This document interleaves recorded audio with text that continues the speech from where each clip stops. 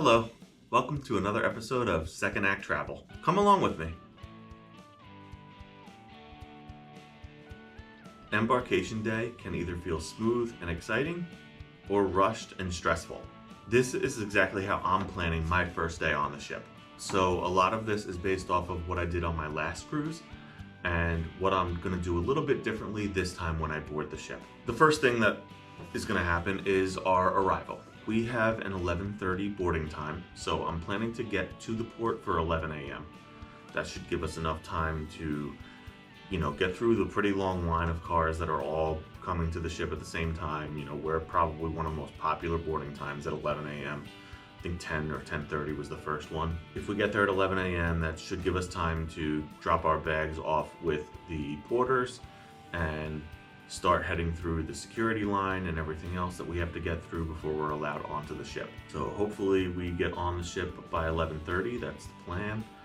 And then we just have to kill a few hours before our rooms are ready. The mindset that I have when I'm boarding is I'm trying to be as stress-free as possible, more like a go with the flow. Same thing when I'm like in a busy airport. You can't change the structure. You can't change the way that you have to go through security and everything like that. So it's just easier to have fun with it, go with the flow, be excited about getting on the ship. I think once we get on the ship, everything will really feel like we're ready to start our vacation.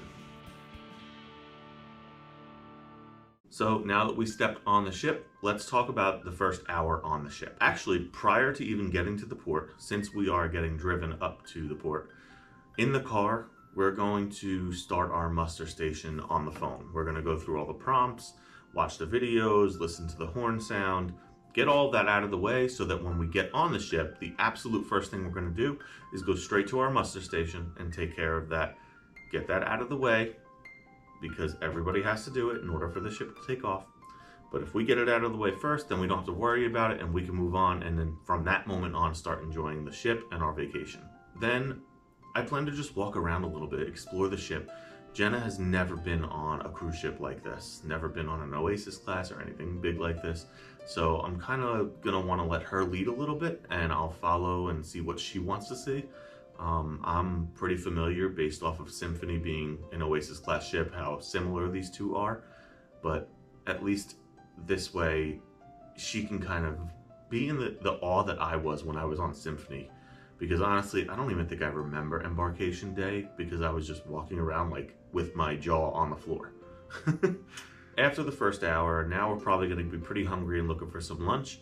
But one of the things that we're going to stop at is we're going to figure out one of the bars to stop at so that we can get our refillable drink cup that comes with our beverage package. I think we're one of the last people to get it before they start charging $5. So we're gonna stop at a bar. I don't know which one. When I was on Symphony, I stopped at Boleros.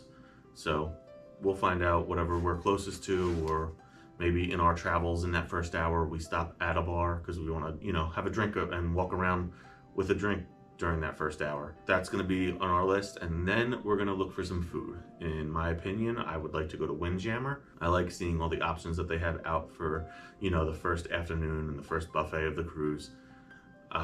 Jenna might have something else that she wants, and that's okay. If she wants to eat somewhere else, I'm flexible. I don't have to have the Windjammer. If we do go to the Windjammer, I know it could be very hectic on day one, so especially when everybody's boarding and probably hungry heading straight there. What I would try to do is actually get a table first so we can park our luggages and one person can sit at the table while one of us goes and gets some food for themselves, and then we'll swap. Whoever comes back has their food, they could start eating, and then the other person can go run and grab some food for themselves. This way we don't have to fight for a table.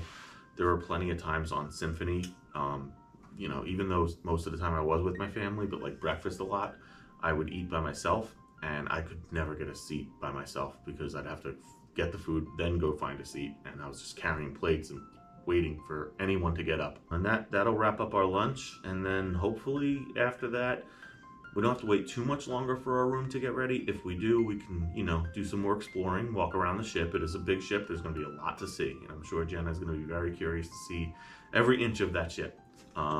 Maybe we'll walk through Central Park and try to find our balcony.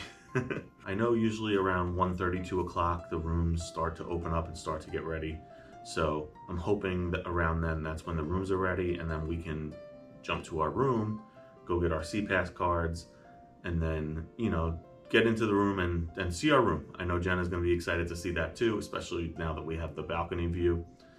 And I'll do like a little room tour so that I have that for you guys on YouTube. And honestly, I keep searching the room that we have on Oasis, and it's not on YouTube, so this will be the one that I could actually have that no one else has done. I'm sure it looks very similar to every other Central Park balcony, but sometimes you want to see your exact room. You know what I mean? Once we get in the room and all that is done and we're situated, I plan on unpacking my little suitcase, and I'm sure Jenna's going to want to unpack her carry-on too. One of the reasons is because I don't want to do all of the unpacking at once. I'll get the little suitcase out of the way, and then when our bigger ones come, we can do that later in the day or at the end of the night. I like having everything unpacked because then it feels like I'm on vacation and I'm using the room, and I don't have to dig through luggages to look for everything. I like it to be all out and either hung up or folded and look nice. After we do that, I'm sure we're gonna have a few more hours to kill before we have to go to dinner. So I'm just gonna do some more exploring. We're gonna go check out some bars, maybe listen to some live music. Maybe we'll try the dry slide, go down the ultimate abyss. Who knows?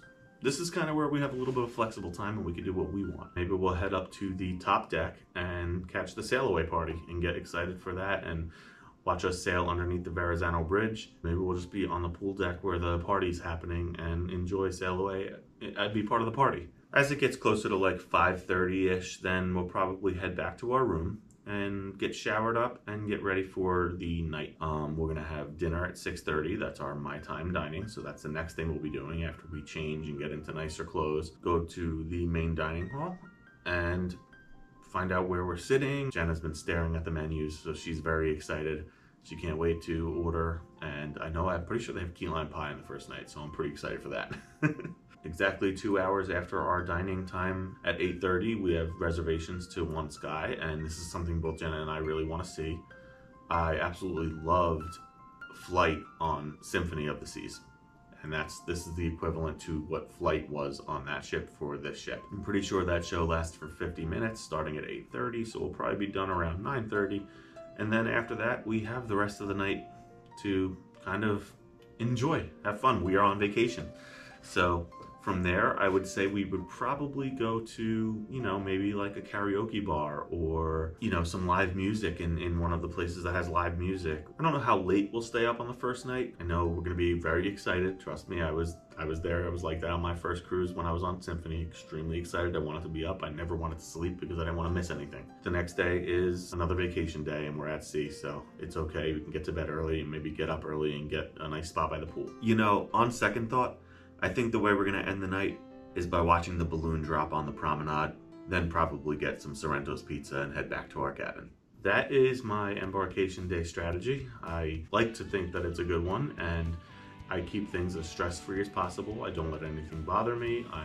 Go with the flow. I'm sure it's going to be a blast, and we are so close right now as of filming. I'm 33 days away. By the time this video comes out, I will be 2 weeks and 2 days away from the cruise. So it is coming quick and we cannot wait. Oasis of the Seas has come to New Jersey. She was up here this weekend and is currently back down in the Bahamas and Florida doing one of her legs, the first leg of her summer tour up here out of Cape Liberty. Thank you all so much for coming along with me today. Wherever life takes us next, I'll see you there. Bye.